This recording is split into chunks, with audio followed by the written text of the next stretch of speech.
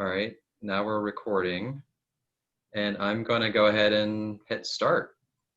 I think it's time. I see 3 participants on my, that can't be right. So it should really start to bump up as soon as I hit start and open it up to everybody. So I understand. All right. And zip, there it goes.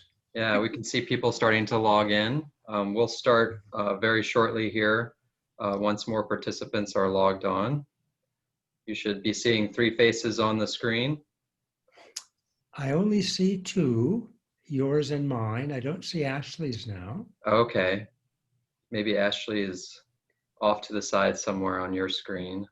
That's okay with me. No, I would love to see you, Ashley. Please, please. All right, the participants are still logging in, so we'll give about 30, 40 more seconds as everyone starts to log on, and then we'll begin.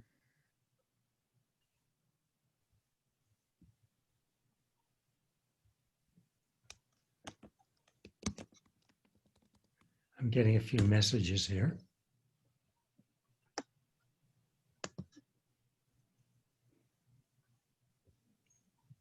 Good morning, everyone. We're just waiting for all the participants to sign in, and then we'll get started.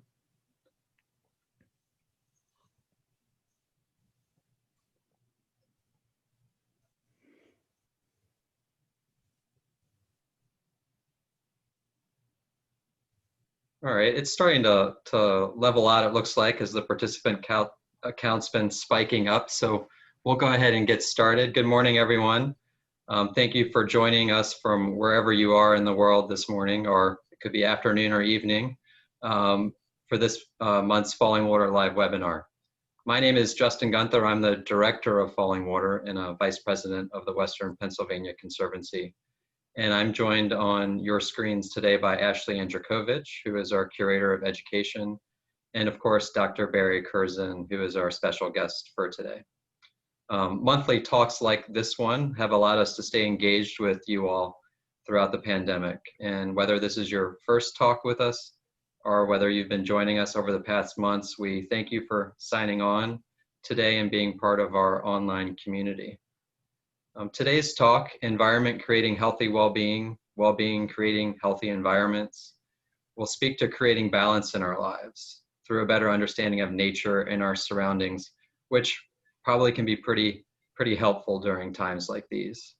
And this idea really resonates with the meaning and purpose of Fallingwater, which serves as an enduring example of the harmonious relationship that can exist between human habitation in the natural world.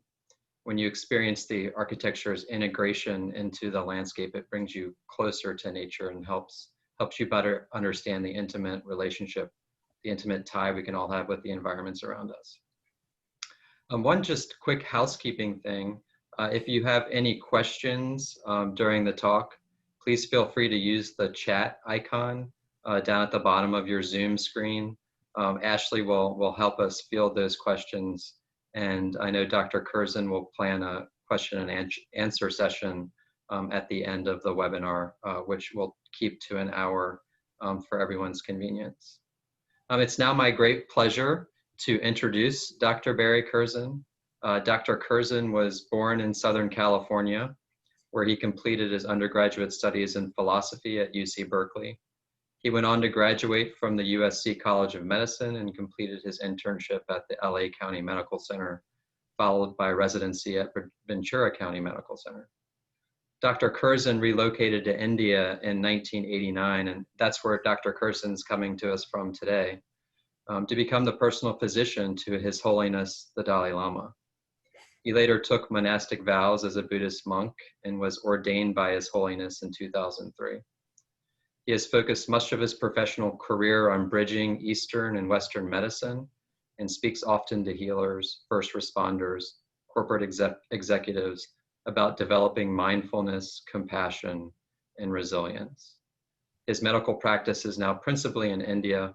However, he remains the personal physician to His Holiness, the Dalai Lama, and provides care to other members of the Tibetan community in exile. This webinar is being provided in part through a collaboration with the University of Pittsburgh Medical Center. Dr. Kerzin, who has consulted with UPMC for years, was actually scheduled to be in Western Pennsylvania and at Fallingwater this past summer to participate in our Scholar-in-Residence program, but had to cancel plans due to the pandemic. However, Dr. Kerzin still wanted to offer a meaningful way to participate with Fallingwater with us this year, hence the talk that we're all enjoying today. And we look forward to welcoming Dr. Kerzin to Fallingwater for residency in the near future. In the meantime, here is Dr. Kerzin. I'll turn it over to you and we'll enjoy your talk. Thank you. Thank you, Justin. Thank you, Ashley. And thank you all participants for joining this hour together. I'm going to do something that I don't usually do tonight, and that is I'm going to speak extemporaneously.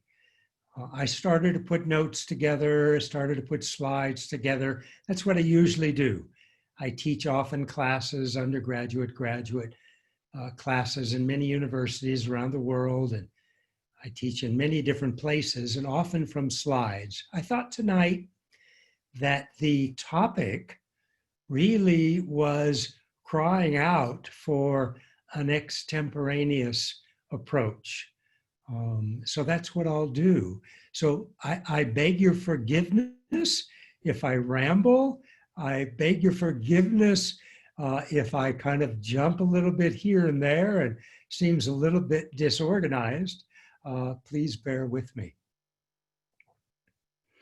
So you've heard the topic, environment creating well-being and well-being creating environment. Essentially, what I'm going to talk about is nature and our mind, and to use a word that Justin mentioned in his opening remarks, balance between the two. So how can we balance nature and our mind with nature? So that's basically what I'm going to talk about. And I will show a few slides, but don't worry, there are only two semi-didactic slides, and then a few more, which are beautiful pictures. And then there's a hello and a goodbye. So it's short and sweet on the slide side. We have almost maybe 50 few minutes left. I'll try to be on time and end it. I'm at the other end of the world, so it's 7 p.m. for me. You know what it is for you, 1 hour. And I'll divide the time into 3, not equally, but roughly equally. I'll talk a little bit for a while, maybe a half hour or so. And then we'll do some meditation for maybe 10, 15 minutes. I'll explain a little bit and then we'll meditate maybe for about 10 minutes. And then we'll have a little chunk of time left for question and answers. So if you all have questions, I now have a list of 552 participants.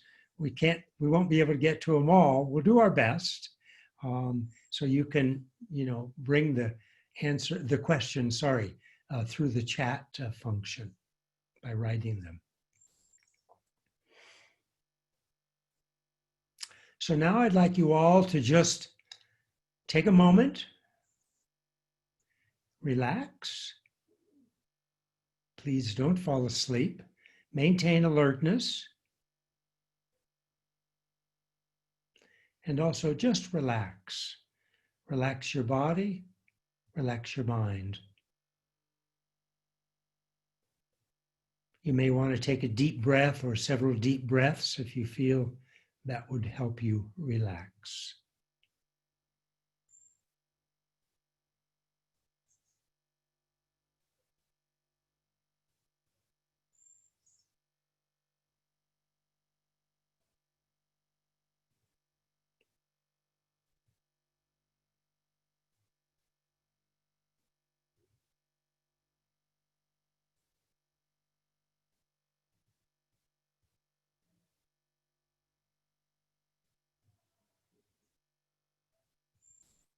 Good.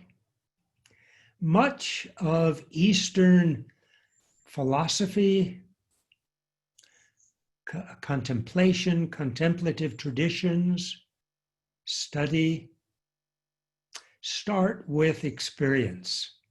So the great teachers, beginning with the Buddha, in terms of Buddhism, Eastern thought, contemplation, meditation, started with experience, and then from there, teaching.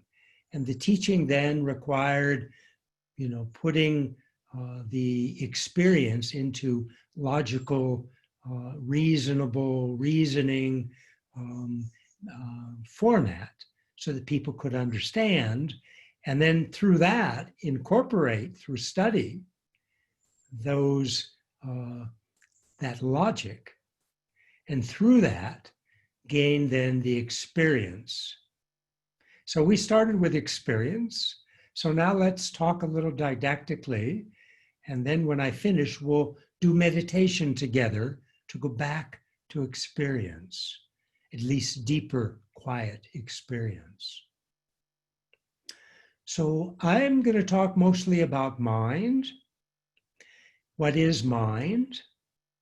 So mind, in English, the word mind and the word consciousness from an Eastern perspective are synonymous. They have the same meaning. And what does mind or consciousness mean? It's experience. In fact, it's all of our experience. Conceptual, thinking, using language.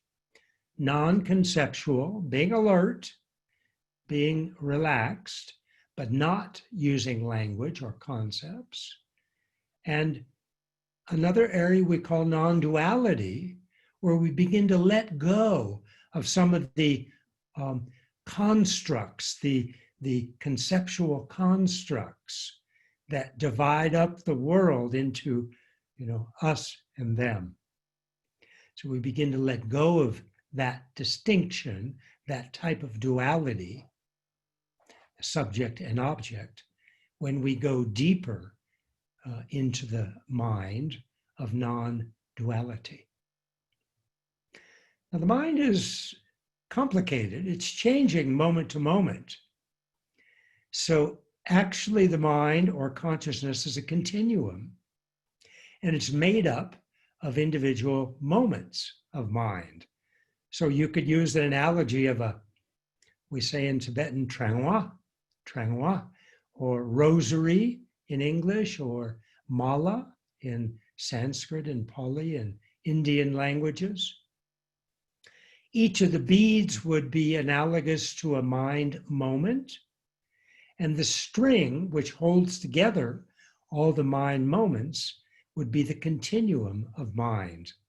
Now, rather than it being in a circle like a mala, it would be open-ended, but different from an open-ended mala, it would have no beginning.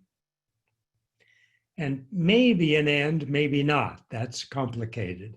When we reach enlightenment, we still continue, but each mind moment as a Buddha, as an enlightened being, is the same. So it's a little complicated to talk about an end. Basically, we can say no end, but no beginning, okay? So you can see right away that these Eastern traditions that take this approach, they don't believe in some kind of a superior being that created us and the world. Because if we did, then it would have to have a certain time at which that happened.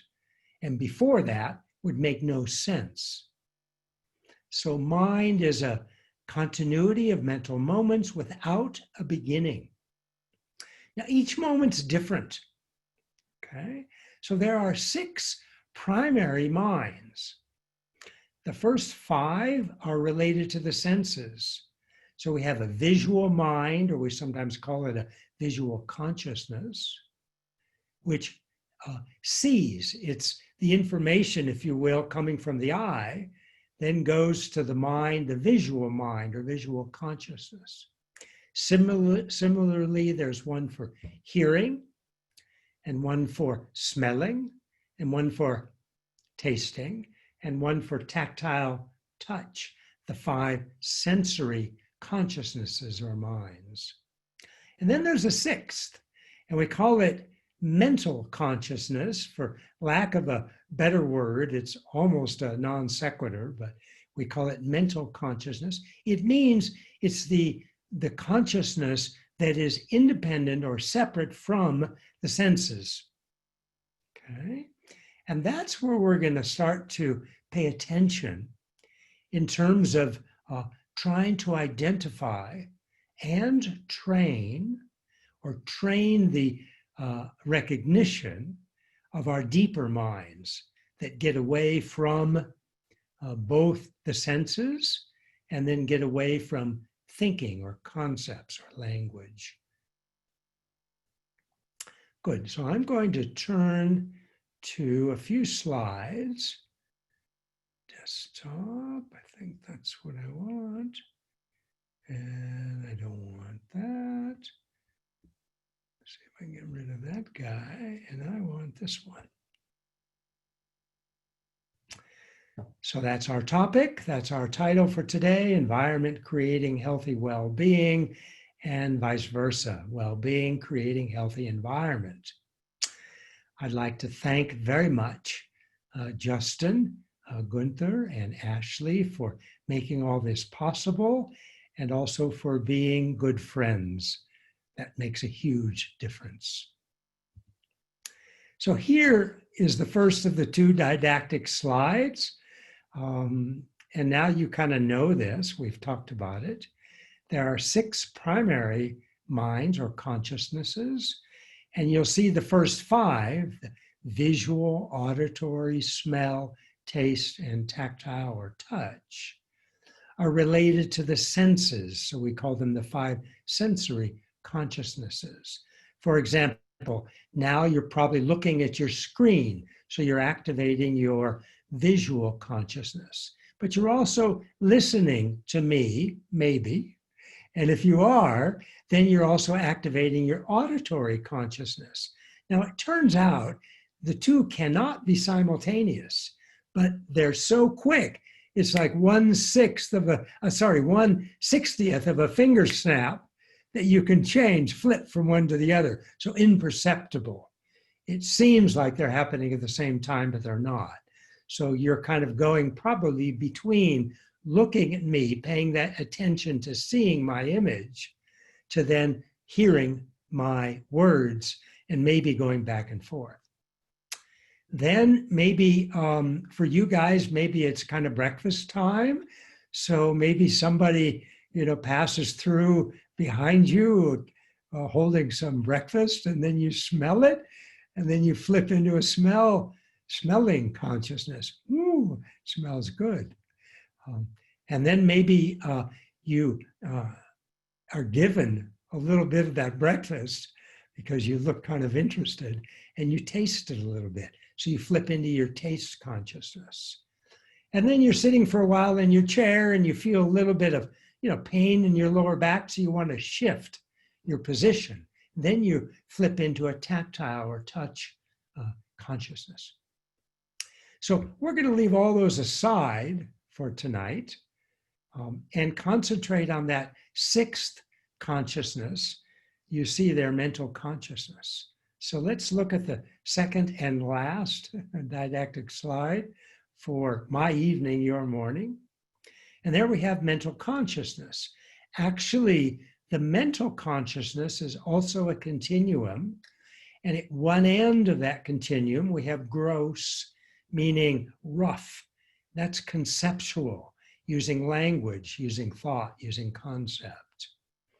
And as we move down that continuum towards the other end, which is most subtle, we have a change going from conceptual to non-conceptual, where we don't use language or words or concepts anymore, but we're still awake, although sometimes this happens during sleep also.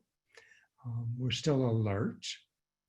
And then we can go all the way to the most subtle mental consciousness, which is both non-conceptual, no thinking, no words, no concept. And it's also non-dual. So we don't have any recognition of a subject, an agent, myself, and an object with whom or with whatever we are interacting. For example, nature.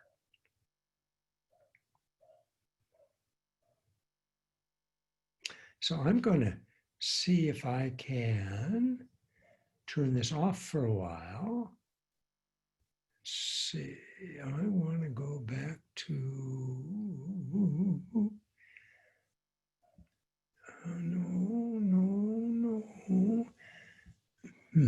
stop share, that's what I want. I'm going to turn this guy off. Good, can you see me? I hope you can see me. Somebody give me a yes on a chat. Thank you. Got it. Thank you very much. Good. So let's talk a little bit more about mind. Let's talk about nature and talk about the balance. So when we're in that sixth mind, the mental consciousness, and we're thinking, our mind is distracted, jumping here and there. We're talking. We're being conceptual. It's going to be hard to kind of find balance with nature. We have to allow the mind to settle. And it's the sixth mind, the mental consciousness, that we're allowing to settle. So the first thing we have to do is train ourselves to kind of turn off the senses. Now, if we do that forcefully, it doesn't work because they just come roaring back. So we have to learn to kind of quiet the mind, and then by quieting the mind, the senses begin to calm down. It's a training. It requires contemplation. It requires meditation. And we'll do that meditation after a few minutes. Good. When we're in that more subtle mind, it's not thinking, not using concepts, we can begin to commune with nature. Why? Nature is non-conceptual. Nature is not thinking. Nature is being. Nature is still, yet powerful. Nature is beautiful. Nature is joyous. Nature is loving. Think of the uncountable, almost infinite number of animals, birds, fish, insects, larger animals that live in nature. Nature provides a home, sustenance. So it's loving.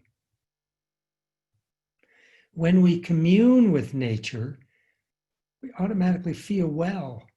Why? Nature is well. Nature's not sick. Although human beings are trying to make it sick, we're destroying this planet. But nature itself, intrinsically, if you will, is well. It's resilient if we give it a chance.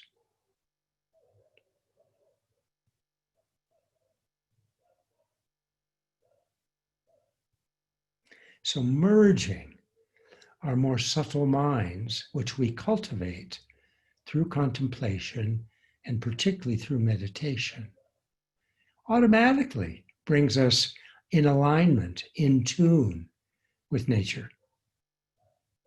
We feel nature. Now, if we're in nature, if we're in, if we're some of the lucky ones like Justin and Ashley, and are at Fallingwater, then they're immersed. So in some ways it's easier, but they also have internet connection there. They can go crazy also with conceptual mind, but if they want, and they do want, they commune, they go out and take a walk, open the windows, they look outside at the beautiful colors that are beginning there now. And they get into a deeper mental consciousness, which is non-conceptual, maybe even non-dual, by being there. We don't always have the wonderful opportunity to be at Fallingwater, unfortunately not. And we may be in Pittsburgh or New York or Delhi or somewhere where it's pretty fierce and blocks a lot of nature. But we can imagine being in Fallingwater, or imagine being in Yosemite, or imagine being in Yellowstone National Park or Glacier National Park. All of those are top on my list of favorite places to be, at least in America. We can imagine that. We can imagine scenes and images and feelings of how it feels to be in nature. And that helps us get into a deeper, non-conceptual and maybe non-dual mind that can augment our meditation practice. I'm going to return to a few slides.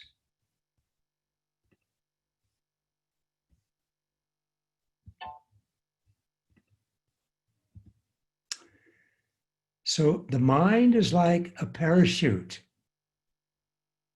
How?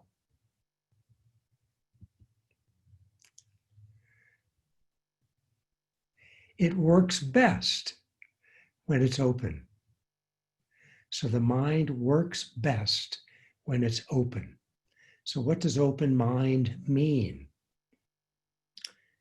It means staying alert, yet relaxed. It means not grasping onto this, that, and everything, but to be, as they say in Tibetan, hlöle, relaxed.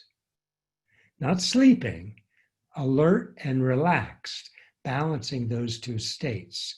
That helps us cultivate open mind. When we notice that we're judging, we've lost our open mind.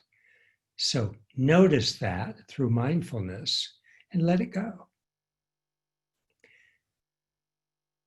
Open mind has a quality of being vast, being deep.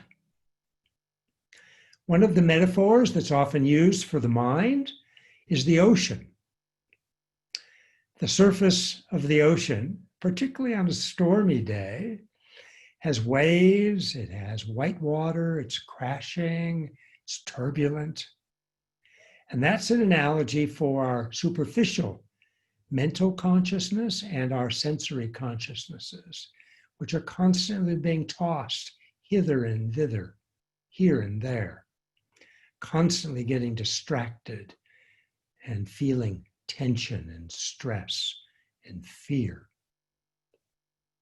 These are not part of our deeper mind. They're temporary. The deeper mind is, the analogy to the deeper mind is the deeper levels of the ocean, which are still, yet they have movement, but very soft, nothing jerky, nothing distracting. They're calm, they're peaceful, like the deeper mind. Another analogy that's often used for the mind is a crystal, a clear crystal. If you put a colored cloth behind the crystal, for example, a red cloth, and then you look at the crystal, what do you see? You see a red crystal. So that's like the conceptual mind, where we put ideas and colors and images and forms, everything we throw in front of the mind or behind the mind. And that's what we see. Then we think the mind is that color, that form, that concept, whatever we throw at it. But if we take away that red cloth from the back of the crystal, take away the concepts, what are we left with? We're left with utter clarity of the crystal. And that's the analogy for the deeper levels of mind. The deeper levels of mind are utterly clear, beyond, literally beyond conception. Utter clarity. Sometimes in normal life, we get a tiny, tiny glimpse or taste of utter clarity. You know, if we're solving a calculus problem or a some kind of problem that's important to us, and we finally get some answer, solution, like an aha, then we often have tremendous clarity for just a moment. So that's a little taste.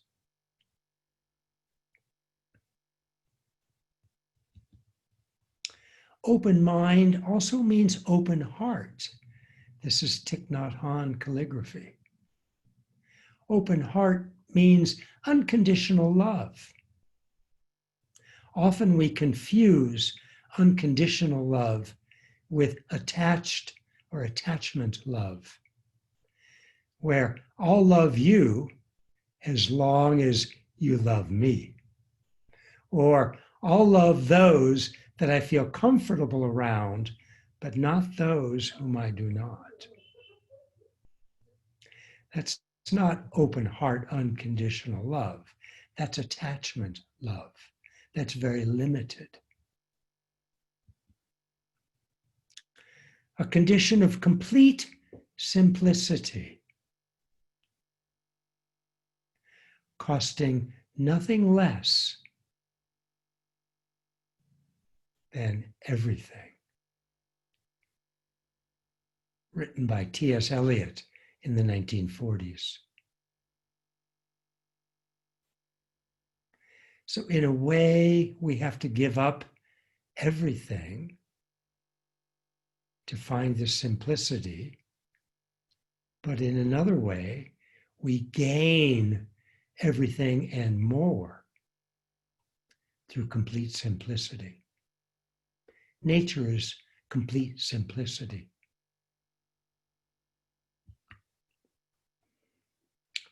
I think you all know this, Fallingwater. This is the house that was built a number of decades ago designed anyway, by Frank Lloyd Wright for the Kaufman family, sitting on a small waterfall, hence the name Fallingwater, and now given to the Western Pennsylvania Conservancy, who runs it. It's an incredible place. I've been there twice, and I look forward to returning soon, particularly in different seasons. This is another very favorite place of mine, at least within the United States.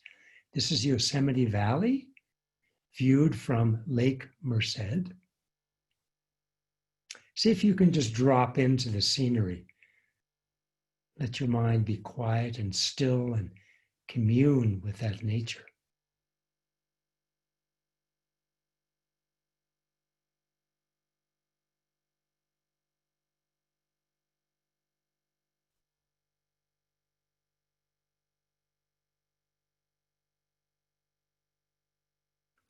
Now try to keep that stillness, because very soon we're going to meditate. Unconditional love, no matter what. A bunny and a piglet doesn't matter, just love.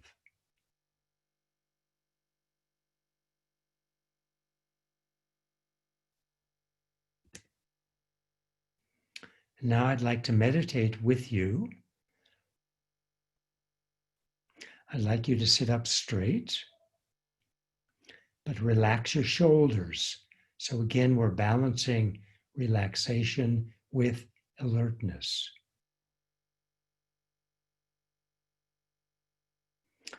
I'd like you to gently close your mouth. So we'll breathe through our nose. I want you to please keep your eyes open. Watch me, but glancing down like this. Head straight. You don't need to bend it forward, just head straight, glancing down. Try to have a soft gaze so you don't stare at the keyboard of your laptop or the table or whatever is in your visual field. Try to have a soft gaze and try not to stare at it. Try not to pay it attention. And the more we relax, you may want to take one or several slow, deep breaths to relax more fully. try not to engage your senses. So as I mentioned, having a soft gaze with your eyes, similarly, with your ears, try not to engage sounds. And the same for the other senses. Maybe you're feeling, your bottom on in the chair, or your lower back, or your neck, or whatever. Try not to engage it. Just leave it. Let it be. And just rest your mind. If you're flooded with thoughts, please don't engage them. Just let them be. So one analogy here is a glass of water with dirt. How do you get a clean, clear glass of water? Well, you set the glass down on the table and you leave it alone. Just let it be. And naturally, this is the physical world, the glass of water.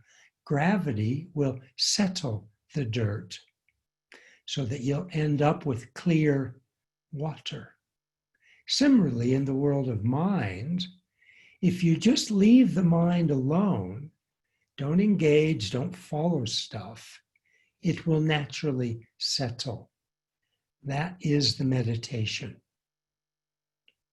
So I'd like you to go ahead and meditate. You may want to know, what do I do? The answer is the proverbial nothing. Just allow the mind to settle. Try not to engage your senses or your thoughts.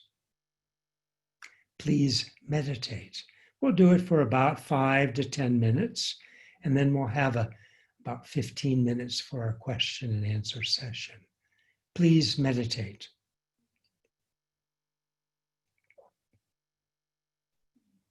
Please just breathe normally through your nose.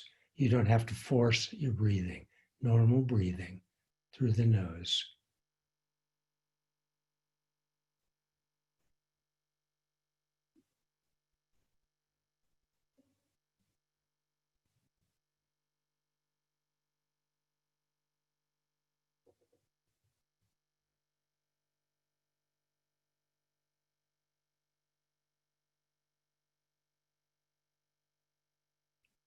Again, try not to focus on anything.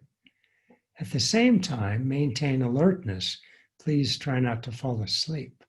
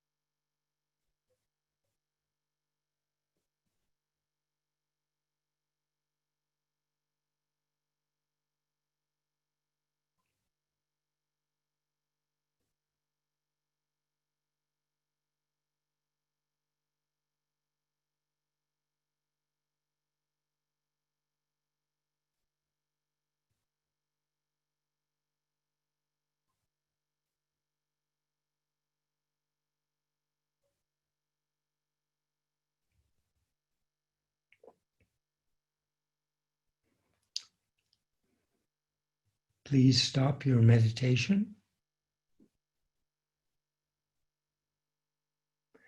At the same time, try to keep some of that tranquility, that calmness.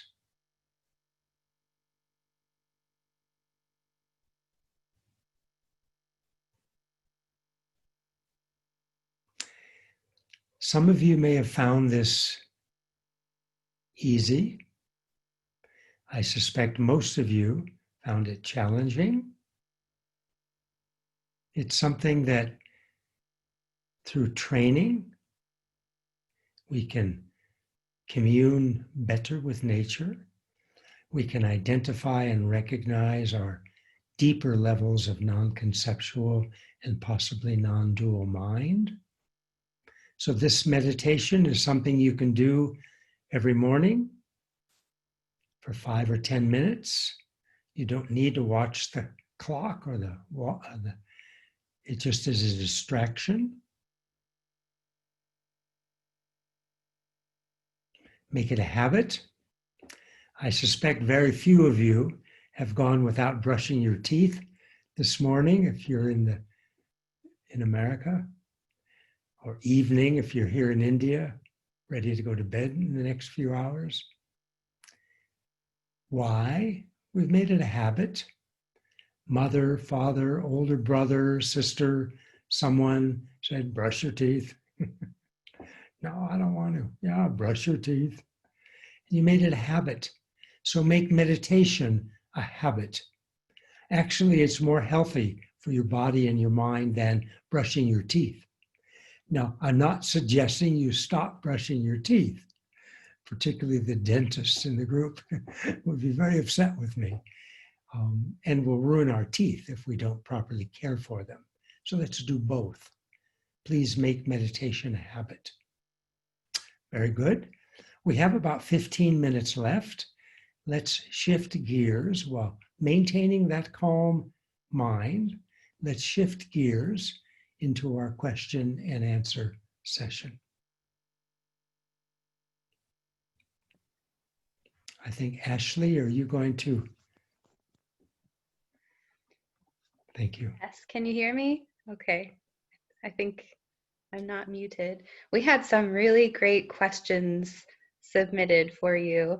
The first one is from a participant who has ADHD, and their mind goes from one thing to the next easily, and it is difficult for them to meditate. Do you have any suggestions for them? Yes, walking meditation. Walking meditation allows you to move while still focusing your mind and training it to be less and eventually without distraction. You can find videos on how to do this at our website, Altruism in Medicine Institute. The website is altruismmedicine, one word, .org. Okay, another good question. Someone is wondering, how can I prevent myself from falling asleep during meditation? There are a couple things you can do that might help. Number one, get a good night's sleep. So if you're sleep deprived, and you just sit quietly, you're going to tend to fall asleep. Number two, if you get too warm, so if you're inside and the heat's on or you're bundled up, you're likely to fall asleep or get sleepy. So try not to get too warm. Number three, if it's too dark where you're meditating, you're more likely to fall asleep or get sleepy. So if you tend to fall asleep, try to keep the lights bright. And then lastly, if this is a regular pattern, try to have in your diet a little less heavy foods like oils and butter and fried foods, that kind of stuff. You still may fall asleep, but still do the meditation. And I want to be quick so we can get through as many questions as possible. But a brief story, I have another group in Japan called Human Values Institute. And one of our participants from the very beginning, I think about 12 years ago or more, during our meditation sessions would always fall asleep. And after this, for a number of years, she came up to me very excited and said, I didn't fall asleep this time. So she stayed with it. She persevered and she didn't give up. There's a question that came through early on in the presentation that I wanted to make sure to ask. Someone asked that of all of the opportunities that you have, why did you choose Fallingwater's residency program? The easy answer would be karma, that I didn't choose it, it chose me. Actually, it's my previous actions, which is karma, that moved me in the direction of being asked to participate in the programs at Fallingwater. Another approach might be that, I spend more time now in Western Pennsylvania, particularly in Pittsburgh and outlying areas, including the Laurel Highlands, where Fallingwater is. And I was taken there. I've been there several times and I've been invited to be back. I was supposed to be there this summer as a visiting, I think, resident or scholar or something. But because of the pandemic, that didn't work. But actually, I have a surprise for Ashley and for Justin and for all of the participants. I'm coming back to Western Pennsylvania soon, actually in about 2 weeks, if we can navigate through all this complex international travel during this pandemic. But it looks like it's a green light. So I will be there soon if all goes well. Fantastic. Wow, that's great news. Yeah. We are getting so many good questions. So another one about meditation. Someone is wondering how you feel about meditation with apps like Headspace or Calm. I think they're good. One of the deficits is that after a free few ones, you have to pay, and some can be expensive. And thirdly, if you continue to rely on something else outside your mind to do your meditation, after a while, it can become counterproductive. So I would say if you're, inclined to use the meditation apps, go ahead. But at some point, put them aside and also do the meditation without the app. Do you have any recommendations on how to maintain this interconnectedness as we go through our daily lives? Yeah, do your daily practice, your meditation in the morning. That will help. Secondly, try to remember through the day what the mind feels like when you're meditating, or when you're at Fallingwater, or you're in nature. Try to recollect how that feels. Thirdly, if you're very stressed, there's another video that you can watch which trains you to do a meditation called 9-round breathing. And it's a video, you can find it at altruismmedicine.org. This question was asked in a few different ways, but I'm going to read the most recent one that was typed. How does one maintain a non-dual mind while also recognizing and therefore judging the ills and hurtful influences in the world so that one can work toward bettering them? And there were other questions similar that related to the stress on our environment and damage to our environment due to recent wildfires, and thinking about those things and how they come to mind. Yes, when we're beginning, a non-dual mind cannot do other things. But as we develop that non-dual mind, or at least a very calm, minimally or no non-conceptual mind, that mind can do other things. It can stay very calm. It doesn't grasp or engage or kind of get very tight. It stays open, but it can also then have compassion. It can have love, and it can fight injustice without really a conflictual fighting, but a calm, peaceful but forceful and strong fight against environmental injustice and human rights injustice. So it is possible to do, yes. It takes practice. One of our participants has aphantasia, meaning they cannot conjure images in the mind, and they are wondering if they are missing a crucial part of meditation because of this. No, I don't think so.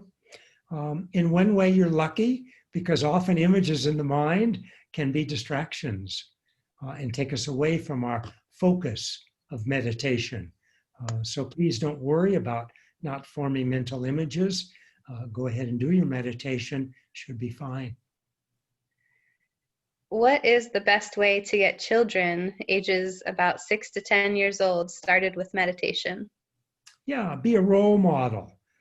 So, some of your meditation you may want to tell the kids, stay away for 10 minutes or so. I want some quiet to do some meditation. But then sometimes have the door open and allow them to come in and, watch what you're doing. Ask them to be quiet. If you're sitting on a cushion, for example, you can even bring a cushion in for them so they can kind of mimic you and give them a minimal amount of instruction, not much.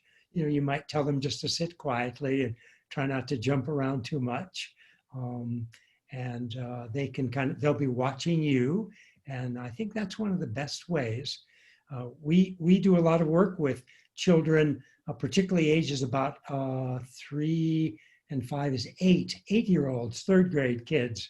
And in some schools around the United States and other countries, wonderful, principals and teachers have been bringing meditation and, some of these positive mental qualities like patience and giving and sharing, to the kids at that age. So it's certainly possible. Probably, we don't really know when it starts because all kids are a bit different, but maybe age 5 or 6, younger than that, you can bring them in if you want. Have them be quiet and sit with you. It's perfectly fine. So I think role modeling is a good way to start. Justin, do we have time for one more question? Sure. Winter is coming, and one of our participants is wondering if you have any suggestions on how to commune with nature in winter months as it gets darker, colder, and harder to spend time outdoors. Do you have suggestions to avoid winter blues? I'll tell us a little story. When I first went into my medical practice in Ojai, California, in the building, there was another office of a dentist. And the dentist sometimes would use nitrous oxide, laughing gas, in some of his dental procedures.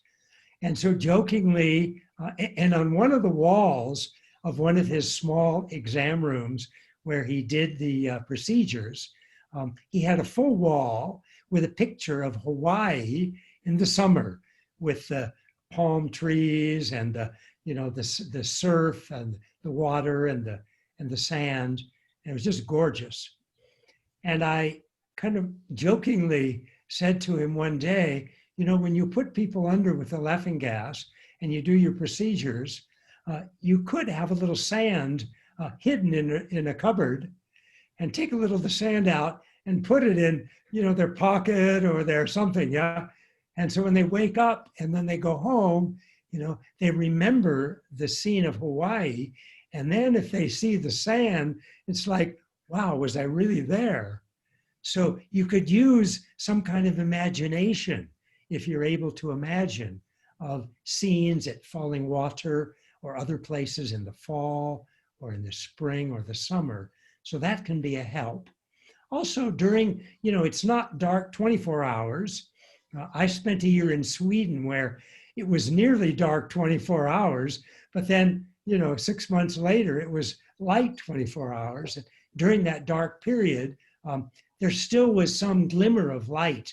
If you can, try to go outside, wrap up if it's real cold and snowy, but, try to go outside some of the time also. I think that can be helpful. Meditation can also be helpful. people commonly can fall into a thing we call SAD, S-A-D, seasonal affective disorder, where when there's much less light and when there's cold, people can get kind of mildly or sometimes even more severely depressed.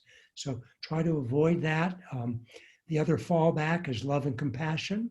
Try to think about wellness, concern for the well-being for others is a wonderful way to stay healthy all the year round, but particularly in the dark months of the winter.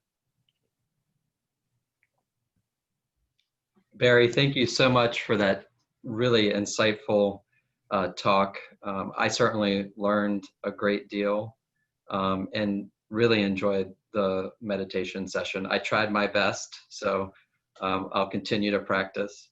But thank you for giving us tips on how to open our minds, balance our minds with nature.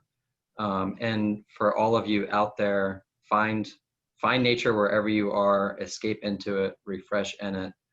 If you're in the Pittsburgh region or nearby, come and visit us this fall. As Barry mentioned, the color is just starting to come out in the forest. It's looking absolutely beautiful. If you're too far away from Fallingwater to visit us in person, I do ask that if you can, we'd love it if you would support us in other ways, possibly through a donation. Like cultural institutions around the world, Fallingwater has been greatly impacted by this pandemic. As Barry mentioned before, we were closed down due to the pandemic, and when we reopened in June to conform to safety requirements, we're under reduced visitation. So that means significantly less revenue to support our operations. And we've been forced to put a halt on preservation projects that ensure Fallingwater's future. So if you are able to, we would greatly appreciate the support. You can visit us at fallingwater.org/donate. And that's fallingwater.org/donate. And then to close, thank you so much, Barry, for your friendship and willingness to be part of Fallingwater. As you mentioned, Ashley and I get to enjoy Fallingwater every day. And the escaping from the non-conceptual mind is often difficult with the phone ringing and the emails pinging on our computer screens. But yes, walking outside, escaping into the nature that surrounds us, it's pure renewal, even if it's just for 5 minutes each day. So we look forward to, hopefully in October, if you're able to see us at Fallingwater, hosting you for some time on site. I would love to, and I plan to. Thank you for the invitation. Absolutely, absolutely. So again, thank you to all of our participants. Please keep an eye out for future online programming. We continue to do online webinars once a month. So look forward to seeing everyone online in the coming months. Again, thank you so much, Barry. Thank you, Justin. Thank you, Ashley. And thank you all of the participants.